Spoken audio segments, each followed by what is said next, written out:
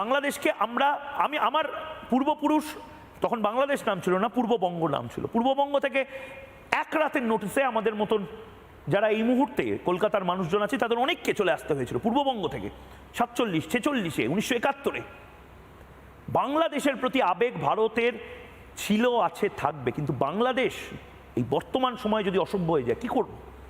সুতরাং সেভেন সিস্টারকে কোনোভাবে যাতে আঘাত না পৌঁছানো যায়, আমরা এখন বাংলাদেশকে কাটল করে, অর্থাৎ বাংলাদেশকে পুরো ভুলে গিয়ে, ধরে নিন বাংলাদেশই নেই, আমরা এখন মিয়ানমারের সাথে অর্থাৎ বার্মার সাথে যোগাযোগ স্থাপন করে তাদের বন্দর ব্যবহার করে গোটা সেভেন সিস্টারকে খুলে দিচ্ছি একদম। দেবাশিস চৌধুরী বলছেন, সেই ম্যাপটাও দেখাচ্ছি। দেবাশিস দা সীতাবে পোর্ট আছে এবং সেটা একদম এবং এটা কিন্তু ওদের জন্য সমস্যা হবে। দেবাশিস দা, আরাকান সেনার দখলে কিন্তু এই পোর্টগুলো রয়েছে। শুধু তাই নয়, কালাদানটাকে আমরা কিন্তু অ্যাক্টিভলি চালু করেছি। এটা কিন্তু বাংলাদেশে কন্টিনিউয়াস ভারতের অখণ্ডতাকে যখন একটার পর একটা প্রশ্ন করছে, এত সুবিধা নেওয়ার পরে ময়ূক তুমি চমকে যাবে। এখানে তো উনি চিৎকার করলেন, আমি ভেবেছিলাম বাংলাদেশের কাউন্টার পার্ট যারা আসবে তারা অন্তত দেশের এই নৈরাজ্যের বিরুদ্ধে কথা বলবেন। এই প্ল্যাটফর্মগুলোতে আমরা যেমন আমাদের আভ্যন্তরীণ রাজনীতির বিরুদ্ধে, যদি আমাদের জনসাধারণের বিরুদ্ধে রাজনীতিটা হয় আমরা মুখ প্রকাশ্যে বলি, এটা আমাদের দেশের ভালোর জন্য বলতে হয়।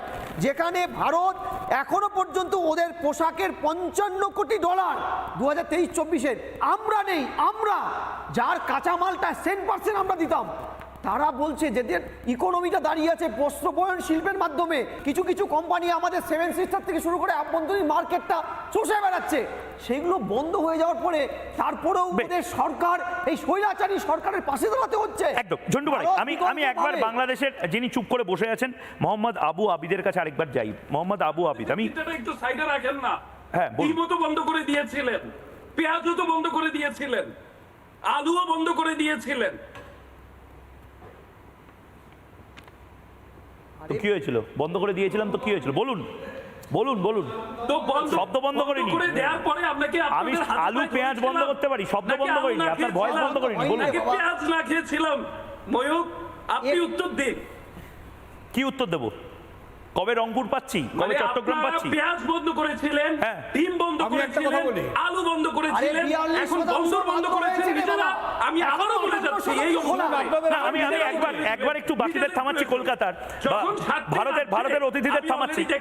আবিদ ভাই আমাকে একটা কথা বলুন, আপনারা কোথা থেকে পেঁয়াজ আনতে চান? চায়না থেকে, পাকিস্তান থেকে পেঁয়াজ আনতে চান? আরে না আবিদ ভাই, আপনাদের এটা তো আপনারা মানছেন যে আপনাদের আপদে বিপদে যতই আপনাদের খারাপ লাগুক না কেন, ভারত আপনাদের আপদে বিপদে থেকেছে, ভারত আপনাদের অসুস্থতার সময় থেকেছে। এবং মোহাম্মদ ইউনূস যে বড় বড় ডায়লগগুলো দেয়, বাংলাদেশের সবচেয়ে বেশি পেসমেকার, এই যে চাচা জানরা যারা বলে 4 দিনে কলকাতা দখল করবে, সবচেয়ে বেশি পেসমেকার যে দমে তারা এই ডায়লগগুলো দিচ্ছে, সেগুলো কলকাতার হাসপাতাল থেকে আনা হয়েছে। আর আপনি যে ডায়লগগুলো দেন সেগুলো খুব বই পুস্তক থেকে আনা। আরে ভারত থেকে আনা। আই লাভ মাই ইন্ডিয়া, গর্বের সাথে বলি, ভারতীয় ডায়লগগুলো ভারতের ডায়লগ। আপনার টিভির সামনে বেশ। আবিদ ভাই সুদীপ্ত দা অনেকক্ষণ হাত তুলে রেখেছে। আমি একবার অনুরোধ করছি, আবিদ ভাই আপনি প্রথমবার রিপাবলিকে এসেছেন, আপনি আমাদের দুলা ভাইয়ের মতন, জামাইয়ের মতন আজকে আদর পাবেন। কিন্তু দয়া করে আমি আপনাকে এর থেকে বেশি সময় দিতে পারছি না। বাংলাদেশ থেকে আরো রিপাবলিকে অনেকবার আসবেন আপনি, কিন্তু সুদীপ্ত গুহ বলছেন, বলুন। আমি আরেকটা কথা শেষ বলি, আপনারা গত 6 থেকে 7 মাস ওখানকার সংখ্যালঘুদের উপর যে অত্যাচার করছেন সেটা বন্ধ করুন।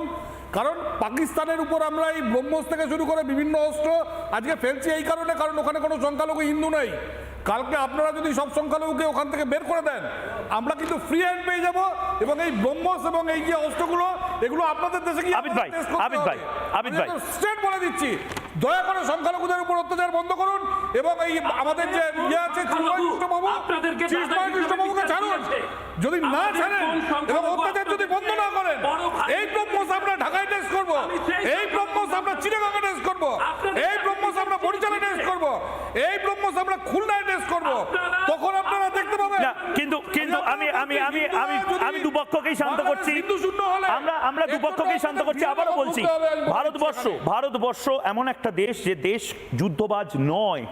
ভারতবর্ষ একটা দেশ, যে দেশ কোনোদিন যুদ্ধ শুরু করেনি, কিন্তু ভারতবর্ষ এমন একটা দেশ যে দেশ গৌতম বুদ্ধের দেশ, যে দেশ ওম মানি পদ্মে হুম বলে, যে দেশ নগর সংকীর্তন শোনে, কিন্তু সেই দেশই প্রয়োজনে ডমরু বাজায়, রুদ্র লীলা দেখায়।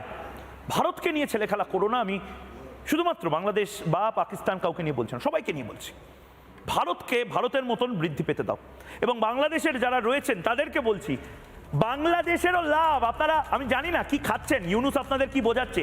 বাংলাদেশ অগ্রগতি করবে যদি ভারত আরো বড় সুপার পাওয়ার হয়। ভারত এবং বাংলাদেশ, ভুটান, নেপাল সবাই মিলে আমরা ভারতীয় উপমহাদেশকে আরো পাওয়ারফুল বানাতে পারবো। এই সহজ হিসেবটা কেন বুঝতে পারছেন না দাদা? মোহাম্মদ ইউনুস আপনাদের ডোবাবে। ভারতের পাশে থাকলে আপনাদের অগ্রগতি পাক্কা আছে, গ্যারান্টেড। এটা ছোট্ট বিরতির পর ফিরে আসছি, সঙ্গে থাকুন। MDH দম আলু, ডাল তড়কা এবং মাশরুম মশলা। MDH দিয়ে রাঁধলে খাবার হবে মজাদার। MDH আপনাকে সর্বদা নতুন স্বাদ দিতে প্রতিবদ্ধ।